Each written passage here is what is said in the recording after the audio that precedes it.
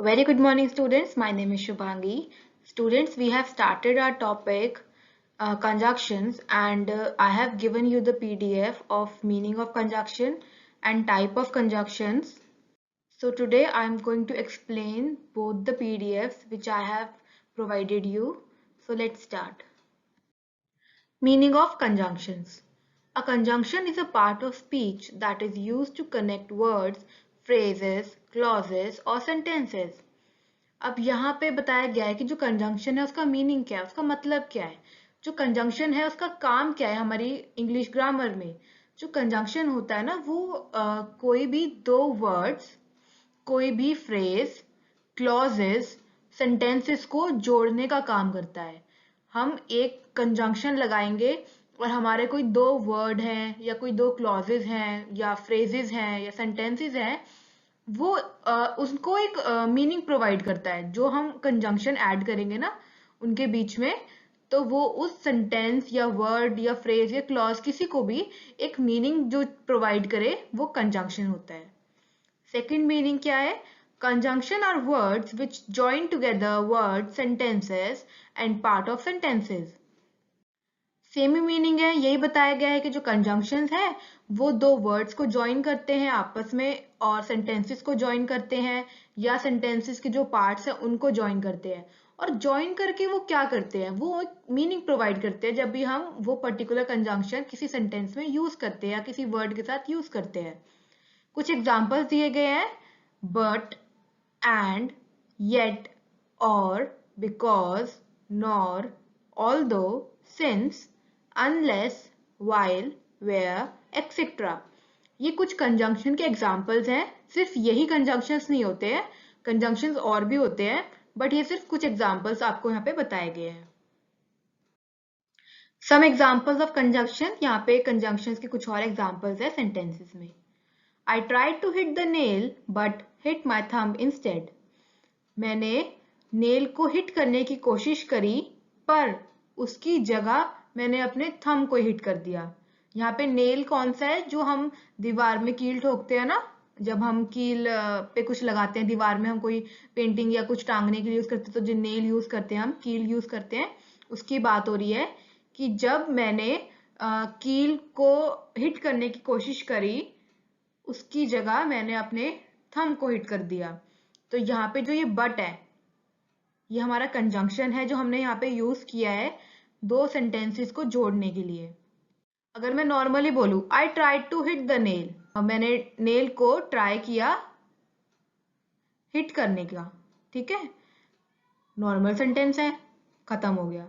फिर अगर मैं दूसरा पार्ट बोलूं हिट माई थंब इंस्टेड, उसकी बजाय मैंने अपने थंब को हिट करा, बट ये सेंटेंस कंप्लीट नहीं हो रहा। अब मैंने जब इसके बीच में ये बट लगा दिया, जब हमने कंजंक्शन यूज कर दिया, तो हमें क्या एक मीनिंग मिला एक सेंटेंस में जो हमने ये क्लॉज ऐड किया था हिट माई थंब इंस्टेड, ठीक है।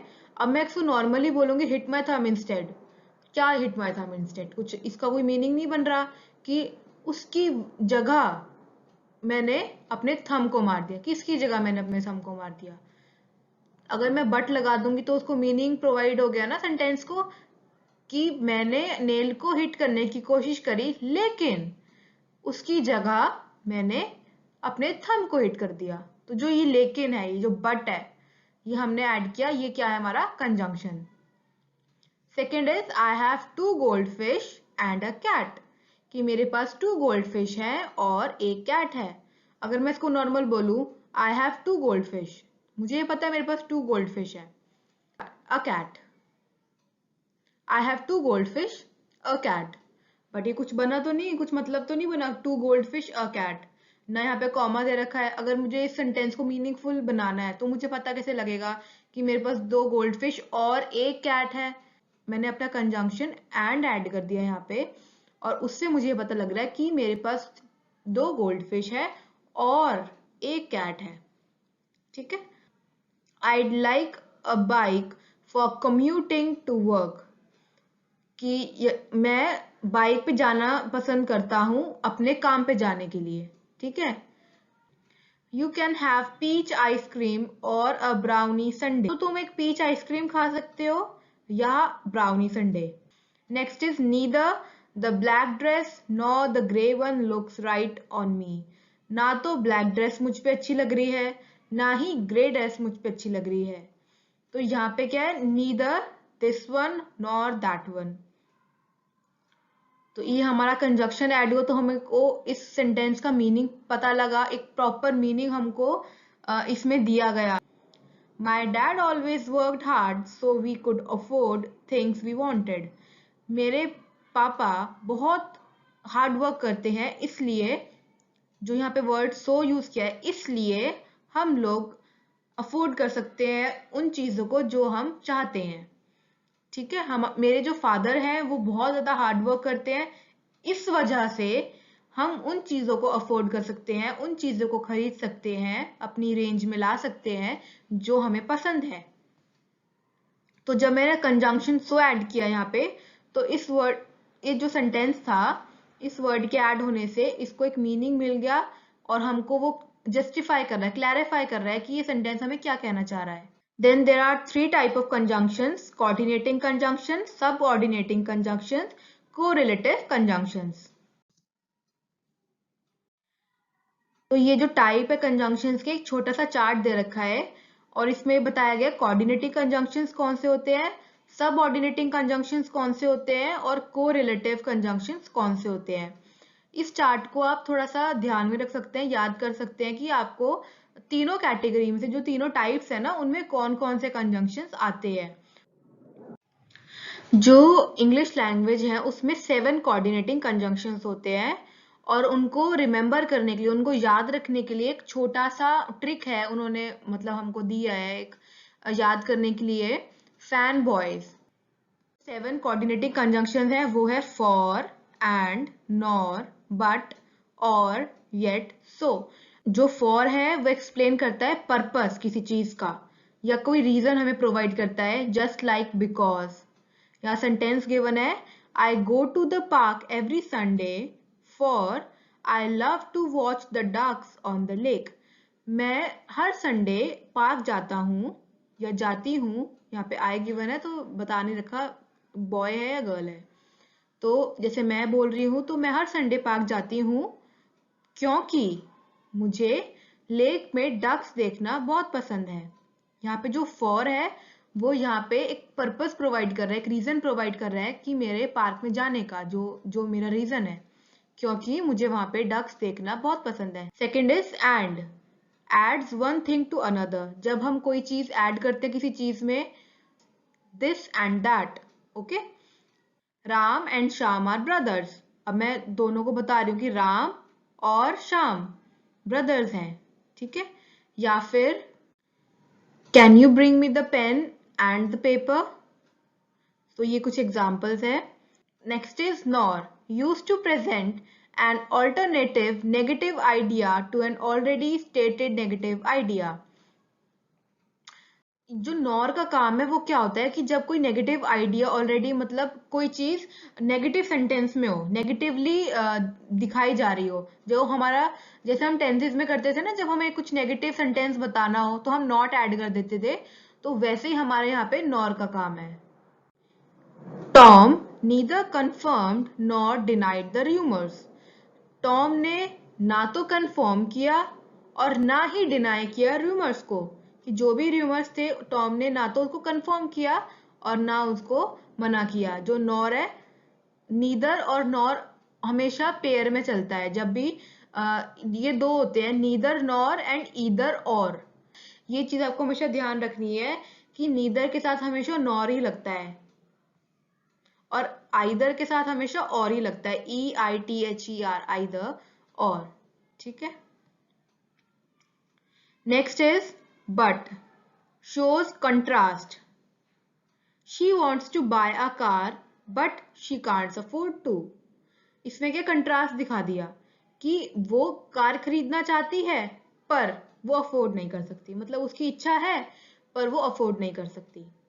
और presents an alternative or a choice, यहाँ पे और का काम क्या है कि वो हमें alternate present करता है या कोई choice।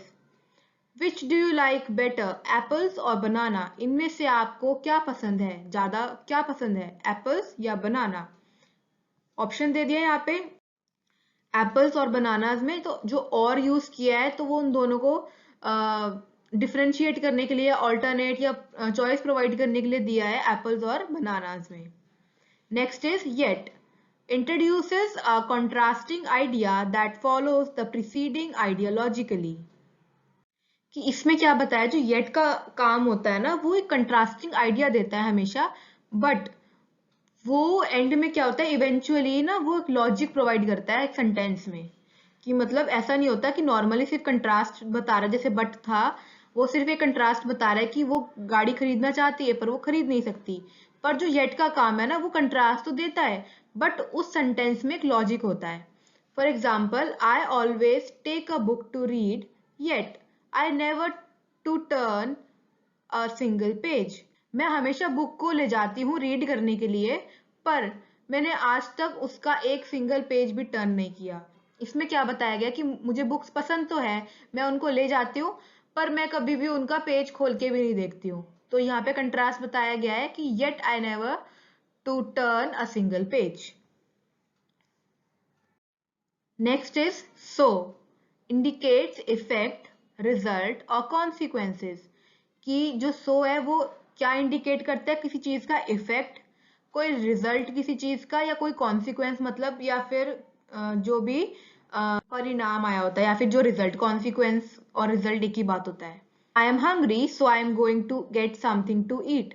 मुझे भूख लगी है इसलिए मैं कुछ खाने के लिए लेने जा रही हूँ।